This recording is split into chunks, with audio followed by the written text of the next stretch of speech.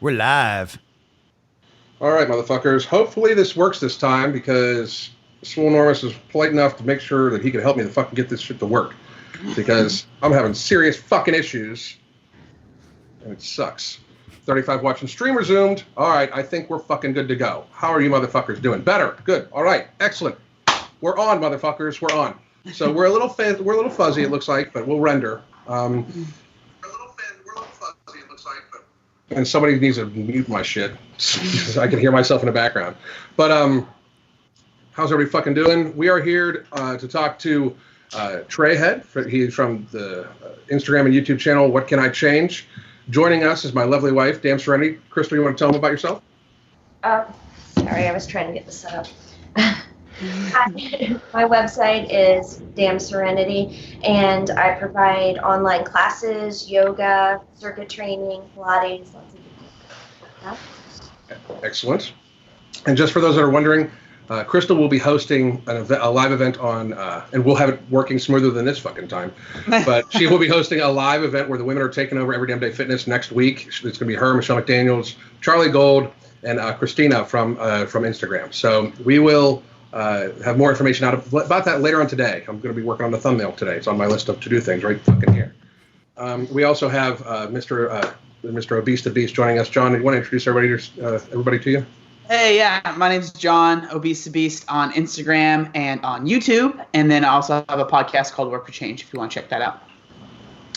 Swole? What's up? It's your boy, Papa Swolio.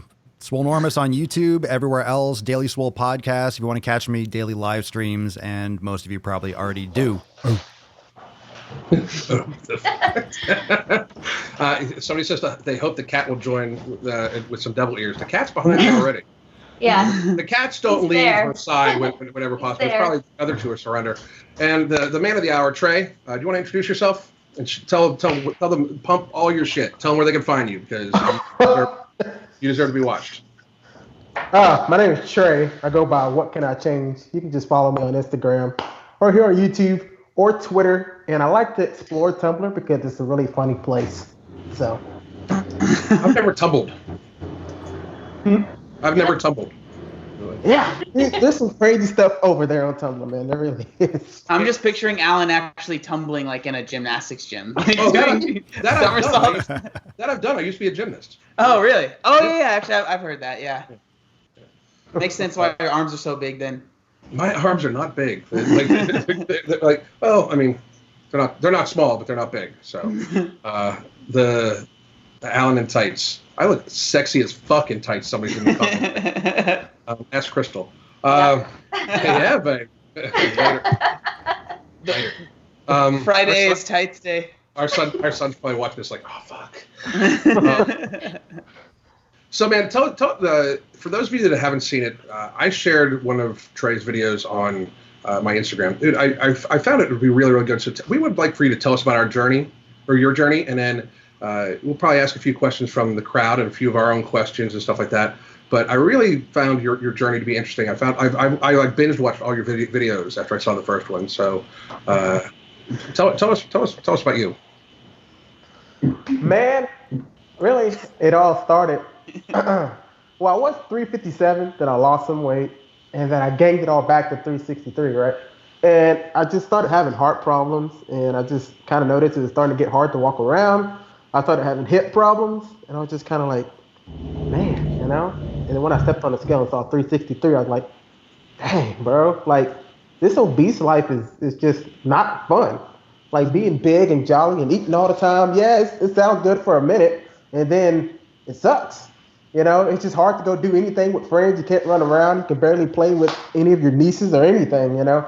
So that's when I decided, you know, okay, I'm just going to tell people how real obesity is. When I made that very first video that you guys saw, I was just telling the truth. That was just me saying, hey, this is the real life. I don't wish it upon you. And so, but that was a little bit before this acceptance movement came in. But I just want people to know that it's not great. It's really not that great. You really start to worry about your health. You start worrying if this is my last meal. Is my heart going to stop today? Wow. You know, you start feeling it, and you're just like, I don't know, man. And then you're trying to find out how to stop, and gosh, man, I could go on and on, but that's kind of how it started for me. I just wanted people to realize that it's not that fun being pre-diabetic and just worrying if one day I'll have to struggle with, maybe having my leg amputated or something because I couldn't quit or something like that. So, what age were you when you realized this? How old are you now? I'm 28 now, so I was probably 26 when I figured this out. And John, you and him have a very similar story. Yeah. I was listening because my biggest weight was 360, and I had the same fears. Like, it's crazy how, like, so I was 20 when I started losing weight, but, you can be in your 20s and be afraid of death. Like, I was, like, death was on my mind a lot because I just felt like it was going to happen at some point. And then I was curious. So when you said you were pre-diabetic, so when I was in high school, I went to the doctor. It took a lot of, my mom had to trick me to go because I just didn't want to go. But when she finally got me there, they ended up doing some tests, and they told me that I was like on the cusp of being pre-diabetic, right? So it was like right before you are considered pre-diabetic. And I remember in my head, I was like, oh, that's good. Nice. Like, I'm not even diabetic. Like, I just assumed I probably was, and I just didn't do anything about it. So it was actually good news? It was good news. It was good news in my head. Like, when they told you were pre-diabetic, like, were you even like worried about it? Or, because like I've noticed it's become so normal in the US that it's almost like, oh, that's fine. I just take some insulin or whatever. It's not that big of a deal. Like, what was going through your head when they told you? Heck no, bro.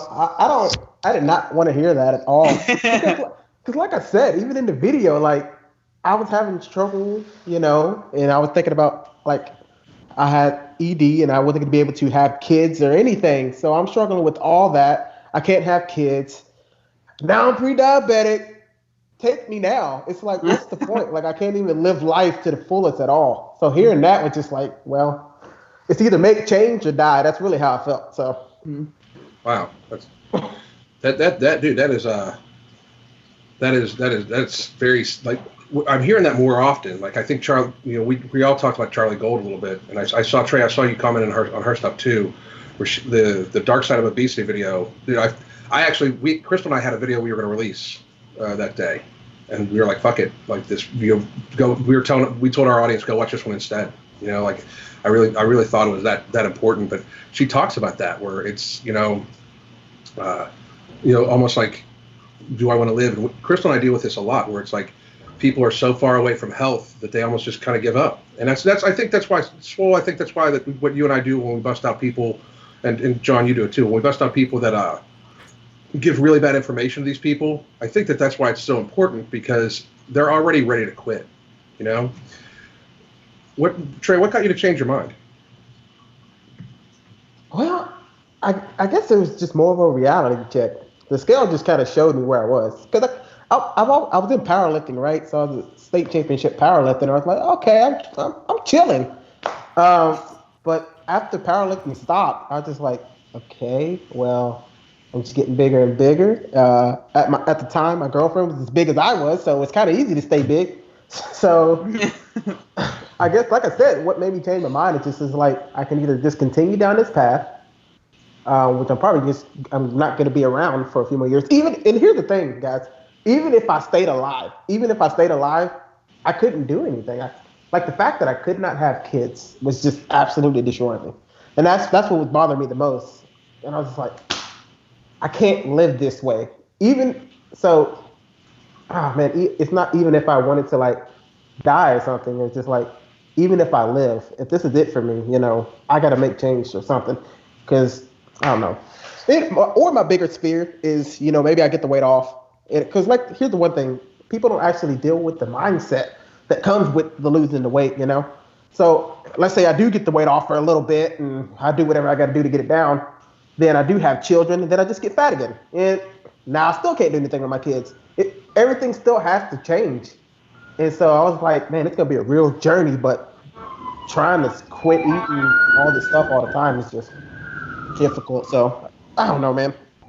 Maybe make the change. It's really, I was thinking about my kids. That was really the biggest thing. Now, how much do you weigh now? Like, how much have you lost? I weigh 298. So probably about 60 something pounds. That's good. That's good. And you're still on the grind? Yeah, man. Good. Stay at it, man, because, you know, I mean, getting under 250 as a health marker for an adult male is important. If you can get that done by the time you're like in your mid 30s, the mortality curve corrects almost, you know. But if you're above 35 years old and you're 250 pounds, you are taking years off your life. Like once I started educating myself, because I'd always known about fitness, but once I really started educating myself on mortality rates and stuff like that, I was in my mid 40s and weighed like 260, and I was just feeling it, you know. And that's when I was like, fuck, you know, like my life kicked like hot wife, fucking good career, all sorts of shit. My life kicks kind of fucking ass. Why the fuck am I doing this? You know, like, so I mean, good for you. You know, on seeing that, you know, Swole. I mean, in your estimation, like, how do people like Trey here? How can they have the biggest impact on the community? Sharing their story. Sharing his story, doing what he's doing. Like, what's really important is for people need to see themselves in others. And that's the reason why community is so strong. And that's the reason why you can look at, let's say, 10 reviews, but if one friend says, oh, this place is great, you should go check it out, you'll go. It's like people that you trust, people that you can relate to, that are sending a factual and a positive message, that's going to resonate with the most people. So, like, when someone who is overweight, obese, like John was, and like you're like, you know, dealing with, and that you're sharing your story with, a lot of people are subject. And John, we talked about this yesterday on my podcast, how that place where the roads split, where you can either, okay, take action and realize you're accountable and you're responsible and you can make a difference, and going down the path of, you know what, I'm wonderful the way I am. I love myself. I don't have to change. And then you join this type of victim mentality and you take that route. You're going to be that person that helps people not go down that darker path. And you're going to save lives because you're sharing that journey, and people are going to see you. And if he thinks this is BS, if he is not, you know, succumbing to this, then I don't have to either. And that's going to make the biggest change, is just you sharing this story, because there aren't enough people vocal that are dealing with this issue, that are taking the proper stance of health and putting facts over feelings. And then it comes out to like Alan, John is like, you know, people don't even respect John for it in some cases. And he was in the fucking position. He was in that position. Talk about having perspective, you know? Right. So no people are see like, you know, Alan, myself, like, oh, you're mean people. You're being rude. No, we're just delivering our facts without the bullshit. And it rubs people the wrong way because the truth fucking hurts. You know, I mean, Crystal, you talk about that a lot, like the community around fat acceptance. You want to like, because she's actually, people think I joke about this when I bring this up on almost every podcast. She is the actual thinker. I just add the swear words. You want to talk, like, you've talked to a lot of people. I think you want to talk about that? Yeah. Well, I feel like the reason why this movement has gained such popularity is because of people's insecurities. They're tired of being mistreated and judged and bullied, and no one should feel that way. No one should be treated that way. But now it's kind of like tipping the scale to where they're starting to convince themselves that they're healthy and they're fit when they're not. And I understand that they don't want to be mistreated, and they shouldn't be, but they need to value their health and their lives enough to get healthy again. Yeah, and it makes it so much easier for them to fall. Like, the community is tight too. Like, I mean, you take people that have basically lower self-esteem, and then they're found a way to feel positive about themselves because body positivity, right? And then they see other people that lose weight get ostracized. I mean, like, to a ridiculous degree. Like, I mean, like, people call me mean, but holy fuck, some of the shit I've seen said to people that have lost weight that were in the fat acceptance community. Because, I mean, Crystal and I have know a lot of people that were in that community, and then when they leave, they get dropped, like, ostracized, nasty shit said about them, right? Yeah, they have to leave because they got healthy, and that's just a shame. I mean, they lose their friends, you know, their support, system that they have built around them that helps them feel better about themselves. They get healthy and they get fit, and then they lose that. They lose that community, and that's really hard. Yeah, very hard. Trey, did you have that happen? Do you have any experience with that? Like, did people in your life have to change as you lost weight?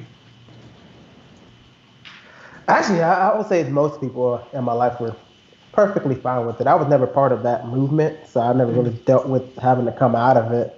It's funny though, because now when I do comment on stuff, I still get all the hate. It feels like it's like you do realize I'm obese, so you can't give me that whole, well, he's only saying that because he's thin or this or that. And it's just like, no, I mean, how more true can it be coming from if it's coming from me? That's crazy, man. I still get all types of DMs and all types of backlash, even though I'm coming from a place of hurt. I'm on your side, but no, I don't get it. So like they actually reach out to you like they're mad at you, right? Yes. Man. I hate that. I got to ask this, but do you get the white supremacy thing? I haven't really got that, but I've seen it. I've seen it. Like that's the craziest thing. Like, because that's the craziest thing. I just wonder because like to me, health is health. I mean, like, and I realized I see very things logically and biologically. I mean, I don't even involve religion into my life. Because I'm an atheist. But like, people are people. It doesn't matter what pigment you have. But I swear, when I first saw that, I was like, "Are you fucking kidding?" Like, I mean, like, first of all, it just takes away from true racism.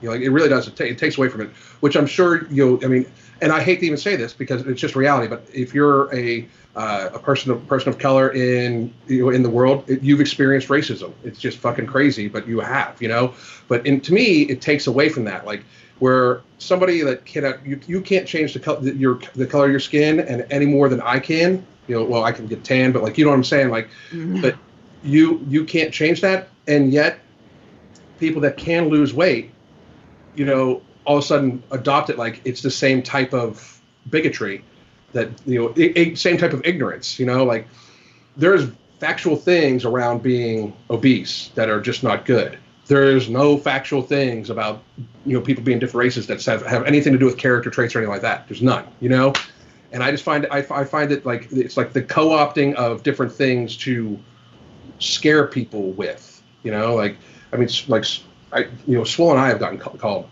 every name under the book. John's even got like a troll account going after him, which I was just I'm proud of you, John. I'm proud of you. I almost feel bad. Like that's in some way I feel like that's got to be my fault. Stepping up your YouTube game, bro. Good for you. Good. Yeah, I mean, somewhere along the line, I feel like that's got to be my fault. Like somehow, like he had no trouble with that before. Him and I start talking online, all of a sudden troll. Oh, it's definitely your fault, for sure. Absolutely, I have no doubt. Like he's friends with him. He's got to be a fuckhead. To me, that's the shit that doesn't make sense. When Trey, the video you did, that's an older video, right? Where you stood there and talked about it, right? Yeah. What was going through your head when you do? Like, I could see, like, when you were about to take your shirt off, I could see the look on your face, man. Like, so, like, you were obviously very, very, very stressed about it. What made you go through with it? Like, because a lot of times people just like say, "I'm going to do me first," like, and don't log it. Like, John, you even said like you didn't really log it. Dude. Yeah, it's one of my biggest, like, I have no pictures of, I honestly cannot remember what I looked like with the shirt off when I was heavier. Because I never would look in a mirror, and then obviously I don't have any pictures. It's like one of the biggest regrets that I have. So we all do YouTube and podcasts and stuff like that.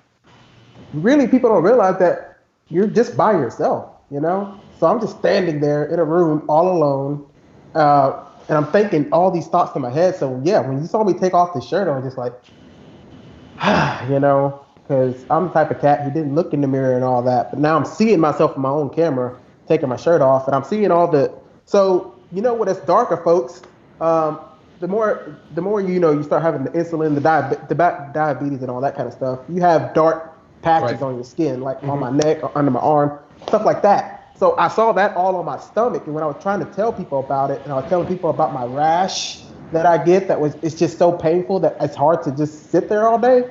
Like, it was crazy. So I was thinking about all that when I took off my shirt, and I'm like, man, people are gonna see all this. They see this happy guy when I'm out here in the streets, but underneath this shirt, it used to drive me crazy is people being like, oh man, you look great, you're losing weight, you're doing this, but I was putting on so much weight. And so taking off the shirt was like, this is what's real, guys.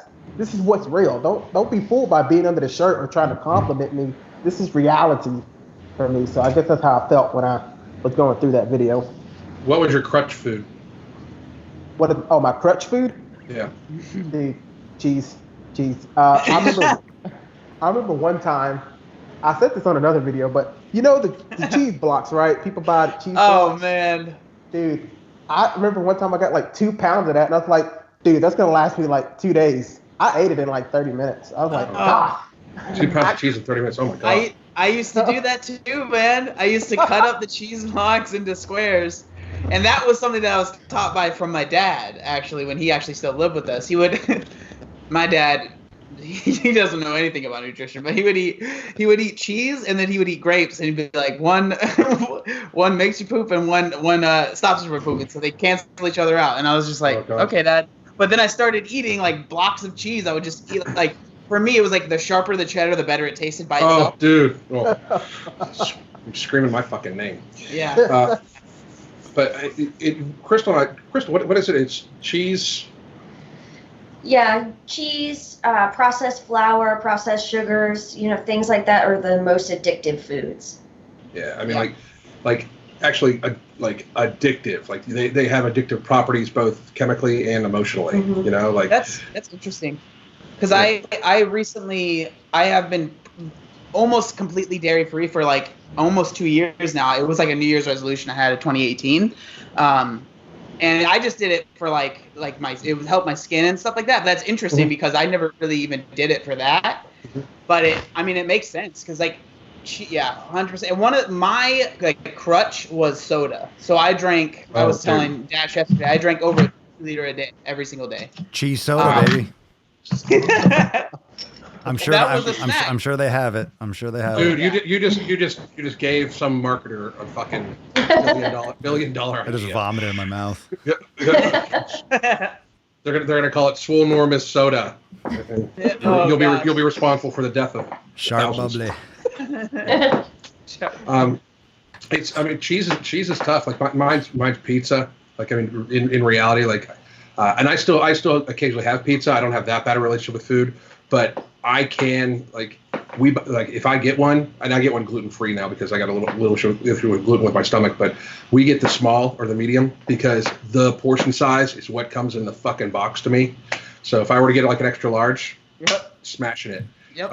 I'm not joking. Like Crystal's seen me seen me fold one in half, and then I just. Can we talk about why it's always pizza with people? No, I'm not saying it's not good, but why is it? Because you're talking about cheese being addictive, and then it's cheese, there's sugar in the dough, and there's processed flour. I'm just saying. I think and I never try to demonize pizza, but I use that as always the theme because everyone's always like, oh, I gotta have my pizza. Well, do you really? Do you? Well, do you need to eat it? It's the pattern. It's soda, bread. Bread's a big one. Bread's a big thing that people binge eat on. Yeah. Believe it or not, they'll just stand there and eat like a loaf of bread, and then they won't realize it. 1,000, 2,000 calories in bread in a day, as a binge. As Crystal was saying, the flour. I mean, that's same. But there's also a lot of sugar in bread too. People don't in store bought bread. There's lots of sugar, lots. I think one of the things that it could be too is upbringing, because I remember when I was in elementary school, this is super random, but they would always ask what's your favorite food. Almost every kid it was pizza, because pizza was always associated with parties. It was oh, we're not going to eat dinner, we're going to have pizza, and everyone was always excited. It was a party food. So it was when you eat it, I don't know, this is my own thoughts, but I feel like it ties to that as an upbringing, because pizza, I don't ever really eat pizza just because for me it's I know how I'm gonna feel right after I ate it, so I'm just kind of staying away. Yeah, there's no steak party.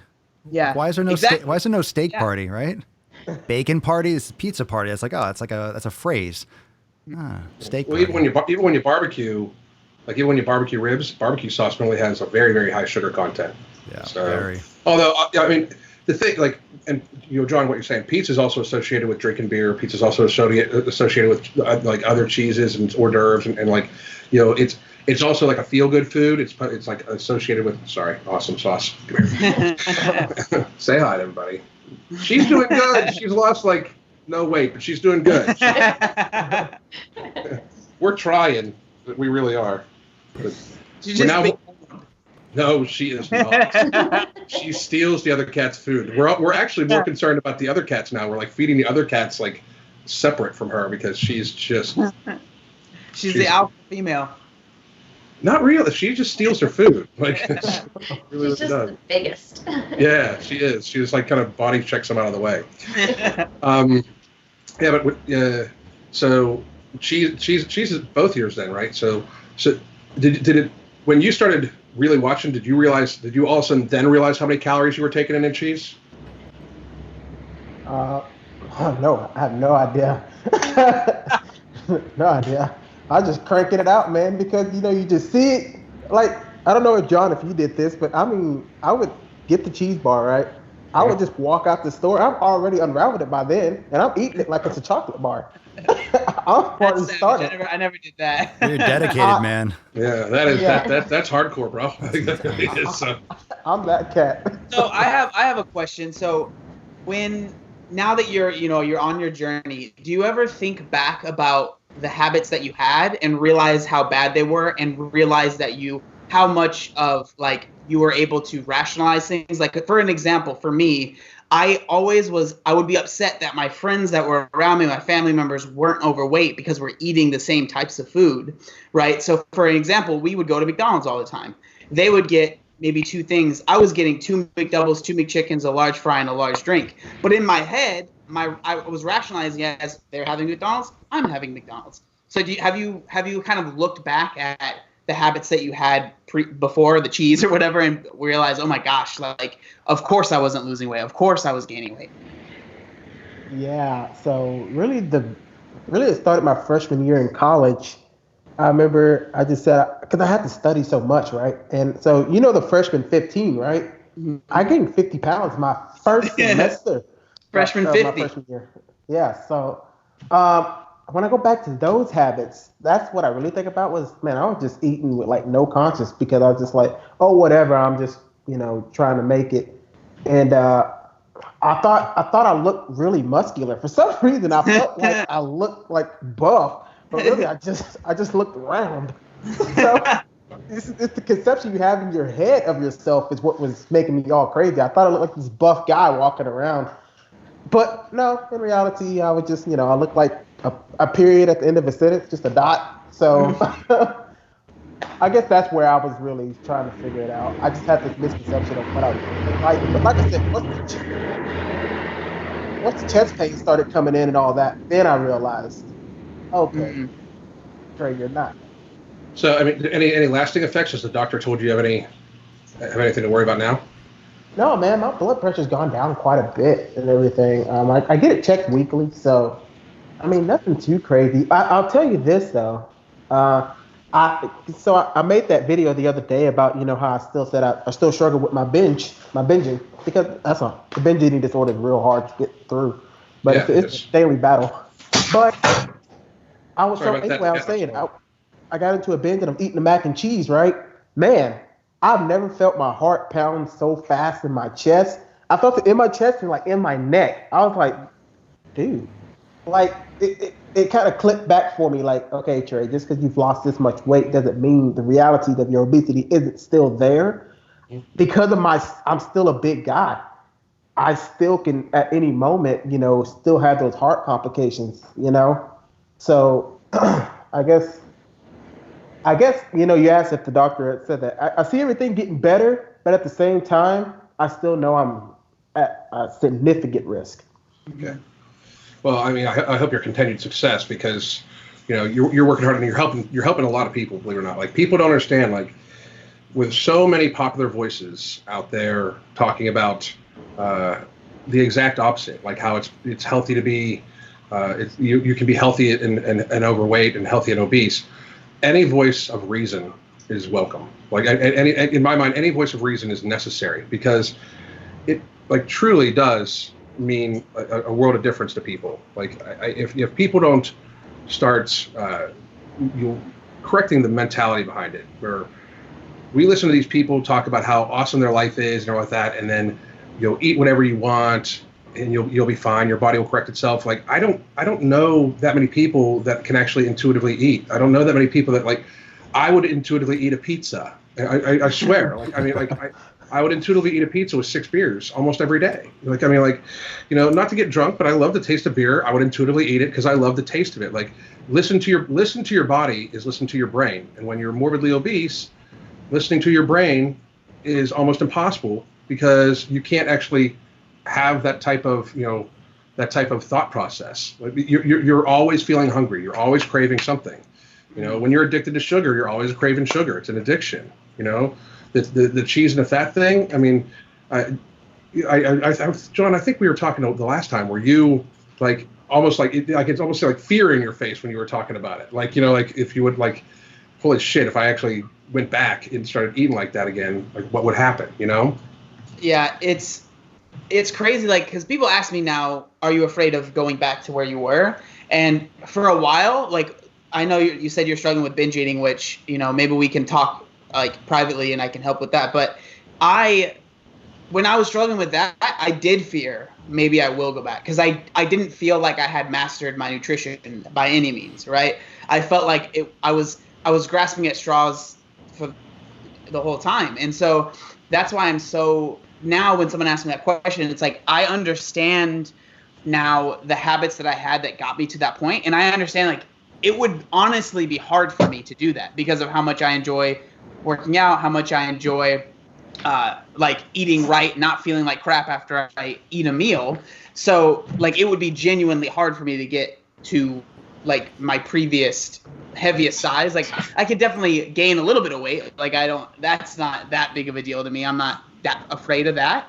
But yeah, it would, I definitely am not, I'm no longer afraid of that anymore, which is nice.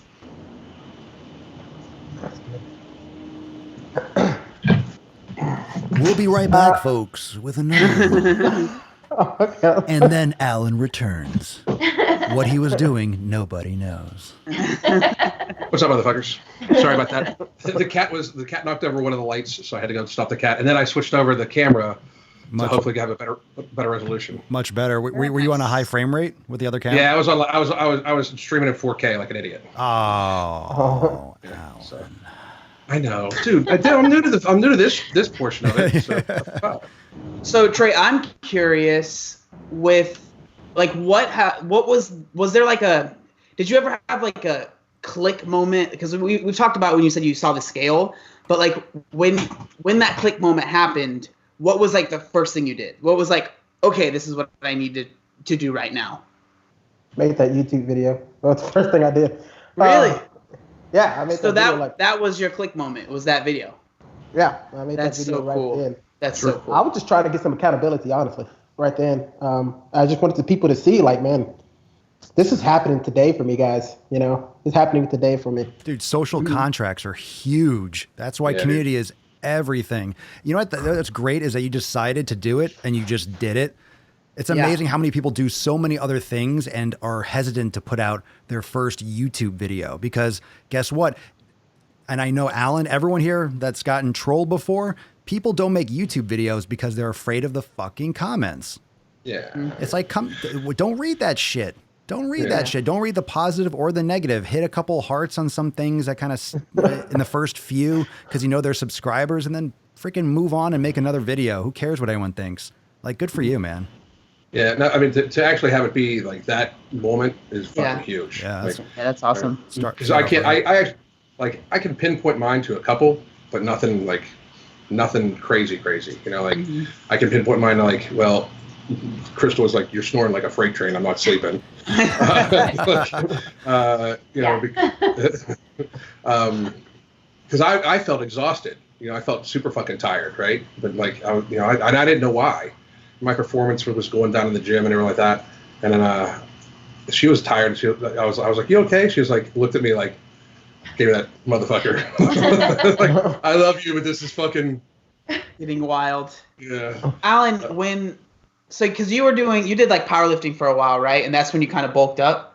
Yeah, I never competed. I was getting ready. I was getting ready to compete, and I was doing really, really, really like I was very pleased with like where I was going to be and stuff like that. And I was, I had even had a meet I was going to go to, and then all of a sudden, like I woke up one day and I was just fucking tired, and that's very rare for me because I'm a lifelong insomniac. When Crystal and I first met, I slept 4 hours a night, every night for almost my entire life. I sleep much better now. But and I was like self-medicating with like bong hits every day and all sorts of shit to help myself sleep and fuck blah blah blah. Not I don't smoke weed now, but if it was legal, I would. But I was ready to go, and I was like smashing 575, ass-to-grass in the gym like every week, and deadlift and heavy ass weight shit like that too. And for my age bracket, I was gonna crush my age bracket. Right, because I was gonna absolutely crush it. At least go to nationals on my first try, right? And all of a sudden, I woke up. I literally remember waking up the one day and being like, "Wow, I feel fucking exhausted," And then I went to the gym and like performance was like I was pause squatting 500 pounds like for a whole second pause and then standing up with it like no fucking problem, any fucking time I wanted, And then all of a sudden, it like almost fucking buried me. Like, I mean, I went down and I just kept going down, like it was so everything felt super fucking heavy. Recovery was fucking horrible. I remember like having trouble catching my breath and shit like that, which when I weighed 250, I was still box jumping 48 inches, nice. Still had crazy ups. When I weighed 260, I bet you I couldn't have gotten 36. Like, wow. I mean, like, just like my performance just fucking fell through the fucking floor, Mm-hmm. And right at that time, like no shit, right at that time was the first Athlete X I went to. Mm. And I came home and me, Crystal and I sat down and we just had like a long conversation about it, And it was like, well, the channel had grown somewhat. And I was known for ABC, and I knew for a fact that when I lost the weight, I was going to be strong. I knew it. You know what I mean? I just, it happens. Mm-hmm. And we just said, well, longevity in our life together is worth more than that. If it dies, it dies. But at least I won't. So at the time, I literally had just like, it was like almost like going to be a discovery moment because I'd just spoken at Athlete X. That's social proof that you know what the fuck you're talking about too, and we were just like still like fucking gotta do it. Just, there's no way. There's not even a choice. The long-term goal is always Crystal and I holding hands when I'm 90 years old and she's 83, looking over the Gulf of Mexico, watching the sun go down. Like I mean, on our back porch. It's always been the goal. It always will be the goal. An arbitrary ribbon for a fucking powerlifting meet that means relatively nothing, or my name written in a book, even if I would have broken a record, means nothing if that's what you're known for. Like I want to be known for somebody that helps people, that was a good husband and a good father, and like really gives a fuck. Mm-hmm. I get choked up thinking about it, and I know that's weird to people, but like to me that's my ultimate goal. And I know that's weird because like people hear me swear and shit like that a lot, and they think I'm being mean, but like it really does. Like for all you fuckers out there, it really does come from a place of like real caring. Like it really is. Like I really give a fuck. Like mm-hmm. I find it egregious. I find it like the lie that people tell each other and tell themselves. I find it so offensive. Like I really do. Like I find it you're robbing people of possible life, like I mean, exactly. Of happiness, like of true fucking happiness in life. Like ever since I lost the weight, the shit that Crystal and I are able to do, not all that went too, but that's not just a workout thing, but the shit that we're able to do, like we've been on, we love live music. We go to live music all the time. We love vacations and enjoying time together. Like the whole goal by all this was for her and I spend every time together, and all of our time together. I'm not at an office. Like, I'm in an office in our apartment. She's just in another room. And that's just because to avoid the echo and shit like that. But we spend all of our time together. That's the ultimate goal. And if I would have kept going, like, I know if I would have stayed that way, there's no way the shit would be the way it is now at all. Like, it was catching up to me fast. And I have multiple videos saying that I was making a huge mistake by chasing numbers on a bar versus events in my life. It was a huge mistake. Huge. Yeah, I remember one of the videos where you're talking about that, and I think that people that might be passersby to your content might be like, oh, this guy's just angry or whatever. But like, if you take a second and actually watch a few of the videos, you realize that the anger is more passion than it is anything else. Yeah. It's passion about it, like the anger is being angry at like some of these people that are saying stuff, but it's because you're not just angry at them to be angry. You're angry at them because you see the repercussions of what they're saying, you know? And like, that's why I get so, I guess, angry at like these like RDs. Dash has been talking about this a lot on his channel. Yeah. These RDs that are spouting out intuitive eating and like, oh, it's great. And it's like, for a small amount of people, I think that it is. Like, if you're struggling with eating disorders like anorexia, bulimia, things like where you're not eating enough, intuitive eating can be helpful. There's a reason it exists, I think, right? Mm-hmm. But most of the people that are following these people are trying to lose weight or they're morbidly obese. And so to just spout out, eat whatever you want, me and Dash talked about it on this podcast yesterday. It's like, imagine if you were an actual client of theirs in person, you're like, okay, I really need help with my nutrition because I'm having issues and I'm really feeling unhealthy. And they're just like, eat whatever you want. Eat this donut if you want. It's like, that's not going to help anyone. That's just going to hurt them. And so that's why I get so upset is they're not really taking into account like what the information, while it could be true or whatever, like the damage it can have on someone that's addicted to food, that is basically they might see that page and realize, oh, I can eat whatever I want, or think in their head they can eat whatever they want because this RD said I could.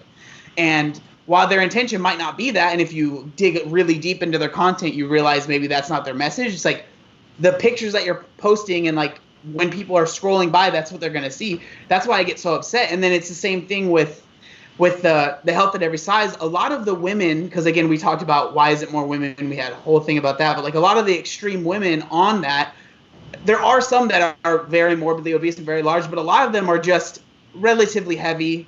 And they're in their, maybe late 20s, maybe early 30s at the oldest. It's like the damage that you are doing to your body for the next 10 years or 15 years is huge. But there are people that are looking up to you that weigh 200 pounds more than you, and they're already having these issues that Trey was talking about, and to just be like, yeah, just do whatever you want. It's like, I agree with what Crystal was saying. It's like they should be treated with respect. You shouldn't, like, I hate when I see comments of just a bigger person doing something and someone's like, you're so fat, it's gross. I get so mad at that. That makes me so upset because it gives those extremists like, see, look at all this stuff we have to deal with. It's like, don't do that. Like, that's not right. That's not kind. It's not going to help anyone. Be like, oh, it's tough love. It's like, no, that's just being a jerk. Like, there's tough love. You can see what Alan says. You know what I mean? There's science behind what he's saying. It's like, I will never have an issue with you being positive about your body. I will never have an issue with you, wanting to maybe fit into other size clothes or whatever. But like, when you start saying it's healthy, that's a lie. That's my only issue. And the thing that's so frustrating is that I've talked to some of these people in Instagram comments and stuff, and they'll even say, oh, well, I don't believe that being morbidly obese is healthy. And I'm like, you just said what I've said. Like, yeah. That's all I've ever said. And they're like, it just blows my mind. They're like, well, of course being, if you're 400 pounds, you can't run a 10K. It's like, of course, that's what I'm saying. Like, why is when I say it, it's this fat phobic, terrible thing, but you can say it because you claim that you're part of the healthy at every size. Right. That's my issue. It's like, oh, man, sorry. Peter Parker's pissed. Yeah, no shit. I'm so upset with it. I live for you getting angry, John. Well, it's like that makes me happy. My care is about the people that are morbidly obese to a point of it's going to affect your health, not like in the future, obviously, but in the near future. That's who I care about. That's who I'm trying to help. That's why I talk about when I talk about this stuff. I'm always like, if you're 400 pounds, and everyone's like, well, of course, if you're that. I'm like, That's the thing, is that nobody says that, though. Like, the extremists never say, but if you're 400 pounds, or if you're this, or if you're that, it's never that. It's just healthy at every size. It's like, that's the issue I have. Every size, whether you're morbidly obese or really, really skinny, that can't be something that we're just like, maybe it's fine. Like, come on. You've been hanging around us way too much. We all need to book a cruise together. That would be fucking fun. Yeah. With an anger management counselor. Yeah, seriously. Dash, you've been talking a lot about the RDs. I put them on my Instagram, but like you've seemed to have looked into it a little bit more. Like, what's like? Is there like a common thread? Yeah, they're really dumb. RD. It's a lack of accountability, and it's the lack of responsibility. Once people get a following, I think this is where this is what splits when you have a YouTube channel or an Instagram channel that gains a following. What was the person's message when they had 10 fucking followers, and what's the message when they have 10,000 or 10 million? How are they shifting? Are they all of a sudden starting to take all these ads and sponsoring this, and they're just shilling out everyone's shit? Are they just trying to pander to a movement to get more followers? This is like what the algorithms look for. This is what people, the fucking algorithm people blame.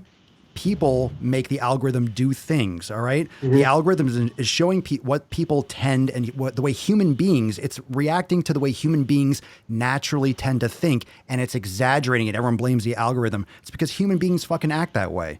We're drawn to negative shit, which is why Alan, I, myself, not so much you, John, but like in terms of like that approach, that kind of shock, it's a way to get people's attention to pass on a positive message, but it's the delivery that is hacking through, and that's called hacking attention.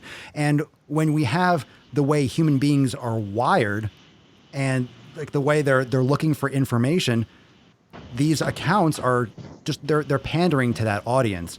And when you're growing your account, there should be, if the person is authentic and real, there should be this gradual, continuing, and even more transparent, targeting of their audience. And like, it should be that natural inborn intent should come out in terms of like how you're helping people. Because, you can't require someone, because you have 15 million followers, you need to be nice. You need to say things a certain way. You need to be this person. No, some people just make a viral video and they get famous. All of a sudden they have to change and be like nice to everyone. And no, if they're an asshole and they do prank videos, they're going to be a person with 20 million followers and do prank videos. But with these nutritionists, I think it should be they should be more aware as they grow that their message is impacting, like John said, not that you have to put a disclaimer on everything. People have to have their own, but like Alan always says, you're talking to the stupidest person in the room. People don't look at disclaimers. It's background noise. People look at the picture, but they don't read the caption. People, you have to whittle it down to the quick instance. What's the message that you're sending? And is this negatively affecting people? And you can't cover everything, but when you have healthy at every size in the profile, when you come up out, if you're not really trying to help people, if you're pandering to healthy at every size, if you're pandering to intuitive eating, to anti-diet culture, and you put that in your profile, every single post in your feed is therefore just null, void, and with this underlying bias of bullshit. And then it just debunks their entire fucking message, because the fundamental where it's coming from is just not correct, and it's inauthentic to like the reality in which we're living in. Yeah, I did look at the comment. Yeah, goddamn. I like that motherfucker. I've been looking at the comments here. First of all, John, they're waiting for you to swear on camera. I thought we had it last rant. We're so close. I was like, oh, he's gonna do it. I was like, I'm gonna record this. I just don't swear. I know. I swear. I thought you were gonna. I felt it coming. But there is one person. I just saw one thing come across and it says, "Can I suggest you guys start focusing on success stories? I'm getting bored of Amberlynn and Boogie." I'm going to point out when people do that stupid shit in the comments, because that's stupid. None of us had brought either of them up. You just did. And there are 2 fucking success stories, 3 if you count me, on the fucking feed right now. I mean, Trey's already lost 50 or 60 pounds and is losing more. John is literally called Obese the Beast because he went from morbidly obese to fucking jacked and doing handstands all the fucking time. And I've completely changed my body composition. So it would be really cool if we could only bring success stories to you, But as a fucking newsflash, that is not what's going to convince other people that the people that with the much louder voices than us are going to override that. That is not going to convince them. Like, people talk so much shit about, you can be healthy at this and healthy at that. If we talk about success stories only, like, I honestly think some that I try never to talk about my training ever. I really do. You know why? Because I train my fucking ass off most of the time. I really fucking do. And people do not want to fucking hear that. A morbidly obese person does not want to hear all of a sudden I got to spend 7 days a week in the fucking gym. They don't want to hear that. They don't want to hear that when when you're trying to convince them to get healthy. They do not want to hear that at all. Like Crystal, you want to walk people through how you like start talking to people when they first come to us? Yeah, so the first thing that we like to ask people is, what do you like to do for activity? And then they tell us whether it's walking, swimming, dancing, whatever it might be. And we say, okay, do more of that. Yeah. Whatever you're excited about doing to get you moving, that's what we want you to do. That's it exactly. I think the guy says, my comment stands. What I should have said all along is, along with the boogie stories, throw in some successful guys to boost them up. That's what we do. Like literally, like John's here. We actually are having Charlie Gold on next week, and she's avidly losing weight. We bring in good success, good examples. I mean, like the example. I mean, both you guys pretty much said you changed your nutrition first. That's a good example. Like, not everybody's going to be able to work out the way we work out. It's just true. Like, I always say that, like, it's on a different level. Like, and Trey, you're going to eventually, because you're getting there, you'll see this. The difference between most YouTubers, that like work out for a living, like Dash works out 7 days a week. Crystal works out 7 days a week. I work out 7 days a week in some way. John, probably you're active 7 days a week, and you probably work out 7 days a week. Like, it's literally what we do. It's part of our jobs. So that's why when we talk about this shit, I don't ever want to equate what I do to any of my clients, because if you got 3 kids and that are under the age of 10 and a desk job and bills to pay and a spouse to take care of, especially if you're a female and you're married to a guy, because we fucking are most dependent creatures on the fucking planet. Like, at least I am. Like, if it's hard to think about getting to the gym. Like, you don't have that spare time. Like, you really fucking don't. So let's focus on your nutrition. Focus on the activities you like to do. What we do is very fucking irrelevant. Like, one of the big things I get all the time is like, what do you do for shoulders? Like, I want to have shoulders like yours. Well, invent a time machine and somehow convince my dad to fuck your mom. Like way back in the day, and have him be your dad, because my dad's shoulders are enormous. Like, that's how it is. Some people are I'm also genetically bald. You want that shit too? Like, I mean, I love it. Genetics is a huge part. Yeah, for sure. Yeah, it is. Now, we talk about all the time. We hear about the latest fad, and that brought me into there's a method to my madness. That brought me into this thing. John, are the people in your family, do you think, like, genetically bigger, or was it you? Nobody was as big as I was, but it's definitely like, I don't like to say genetically bigger, because I think that it's more down to choices that you make. But most of my family, unless it's like me and my brother are the only ones, most of the rest of my family, unless they're drug addicts, which I have a few of those, they are very large. Not morbidly obese large, but like they are overweight for sure. Trey? No, I was the only person who was obese in my family. Now, there's only one other person who was as big as me, but he's also plays in the NFL for the Washington Redskins. So cool. It's a little different for him. But yeah. He's using the size. Yeah, as far as the rest of us, I was the most obese. My immediate family and even my cousins and uncles, I was probably at least 150 pounds more than anything. Same. So as a question, you don't need to name his name because we don't need to. But your relative that plays football and is big because of that. When do you know if when he retires he plans on losing a bunch of weight? I have no idea. That's a good question. Because I mean that's one of the things that the NFL is advising their player. Like the NFL is starting to take a lot more seriously the health, the long-term health of their players, and I pretty much think because they're getting sued, because honestly they don't give a fuck about people. But I really think that they're advising them to lose weight like as soon as they're done playing, because they realize it's just not healthy for them. I always point to the example of Howie Long. Howie Long played for the Raiders a long time ago, and the first thing he did was lose 50 fucking pounds. That was the first thing he did, like when he quit. And now he's on ESPN and all sorts of shit. I'm going to check out a few of the comments here, then, guys. We've been on for a little while, so I wanted to check a few of the comments to see if anybody was coming through that we should possibly address. But I just got a message. I have the blueprints to the time machine. Weird shit happens to us all the time. It's just weird, Let's see here. There was the Chargers player that did that. Yeah, that lost a bunch of weight too. I think that people need to realize that, like, when they idolize people that are bigger, like if you're a bigger person, like think about it. Like if you went back to being big, you have a huge audience, and you could all of a sudden say, you know what, I was wrong.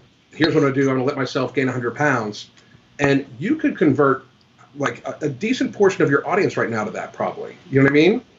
And that's the scary thing. Like, people fall in love with the personality. They really do. They fall in love with the actual person, and you could easily like keep half your audience and probably gain a huge following from the fat acceptance community and cash in, and that's the fucking issue, I think. Like people see it now as like a monetary thing, and Dash, you do a great job of pointing that shit out. Like, you get down to the fucking brass tacks, you're like, and this person, then they charge you this, then they charge you this. Like, he'll like tear a person's website apart. You know what I mean? Like, it's like fucking like, holy shit, I hope he never fucking turns on me. I go after your fucking family.